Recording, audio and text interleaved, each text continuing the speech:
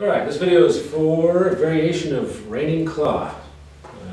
Email request for just something interesting for somebody in Kempo to do Raining Claw. Now, I haven't done Raining Claw, I don't know for how many years, but if you've done alternating maces or darting mace, Raining Claw, they're all the same technique. So if you haven't, I do darting maces all the time, variations of darting maces. So even though I haven't done Raining Claw, they're all the same. So what I'm going to show you is basically one of our darting mace for a left-hand grab, but I'll change it up a little bit so that it looks more like Raining Claw.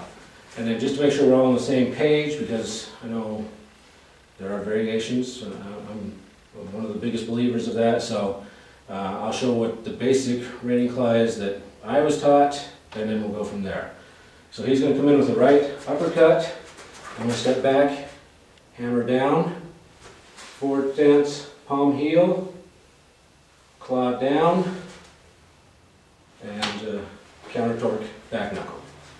Alright, so Raining Claw, right there. Okay? So, our variation, because once you know any of those three techniques, alternating maces, Raining Claw, darting mace, anything that comes in with the hands, you can do those techniques for. So if you really like Raining Claw, which Mike said he does, if this is a left-hand grab, you could, you can come down both radial nerves. You can do Raining Claw for a grab. We've covered that in another video. If you get good at one technique, you can make it work for almost every attack that comes in. If it's a right hand straight punch, you can do Raining Claw. So what I'm showing you is the darting mace is for a grab. Now I'm going to do it for an uppercut. I'm going to add one switch stance in there that isn't in our basic technique, but to make it look more like Raining Claw, I'm going to throw it in there. You could mess around with it, and I'll show you another variation to take it out of there. So he comes in. I'm going to start that radial nerve, locking that down. I'm going to swim this, or crane, as Kempo people call crane, this across my body, and instead of coming in palm heel up, I'm going to come palm heel to the ear. Then I'm going to take a step forward, and instead of a back knuckle, I'm going to do a chop to the neck. So we're here, and I'm going to step with that chop. So here's your basic Raining Claw. Just changing the weapons, changing the targets, just barely, but it still looks like Raining Claw. So you're here, here, step. From here, come up, claw the eyes, hook this teardrop around his back as this one comes to the forward, and now I'll swap around to show what's happening with the hands. This one's going to come down, palm heel to the back to rock his body forward, and this one will come up, reach into the throat. Okay, so we'll switch sides.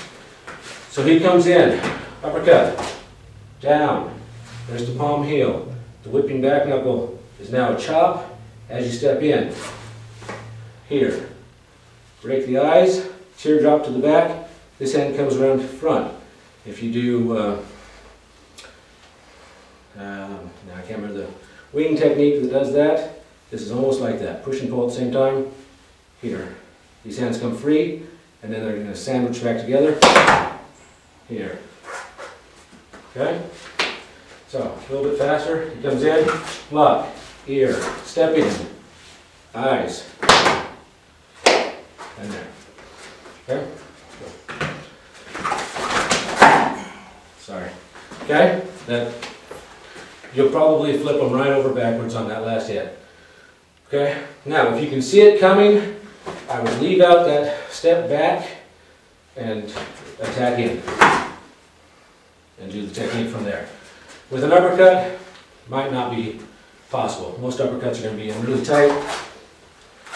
It might be hard to beat that motion. If this was a grab,